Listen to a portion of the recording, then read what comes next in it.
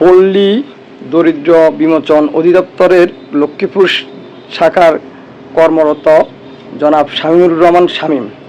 ওনার জন্মস্থান হচ্ছে বগুড়া জেলাতে। উনি এক প্রতারক সিন্ডিকেটের অন্যতম সদস্য। তার এই প্রতারণার শিকার হয়ে হাজারো পরিবার আজকে পথে পথে। এই একজন ভুক্তভোগীর কর্তৃক প্রেরিত সামান্য কিছু যে এভিডেন্স আপনাদের সামনে উপস্থাপন করা হলো। পাশাপাশি তার বিরুদ্ধে সংশ্লিষ্ট মন্ত্রণালয়ে অভিযোগ দেওয়া হবে। আমরা আশা করব মন্ত্রণালয় কর্তৃপক্ষ তার বিরুদ্ধে দৃষ্টান্তমূলক শাস্তি গ্রহণ করবেন। এই প্রতারক চক্র বিভিন্ন মন্ত্রণালয়ের সচিব উপসচিব মহোদয়ের স্বাক্ষর জালিয়াতি করে ভুয়া নিয়োগপত্র দিয়ে হাতিয়ে নিয়েছে কোটি কোটি টাকা।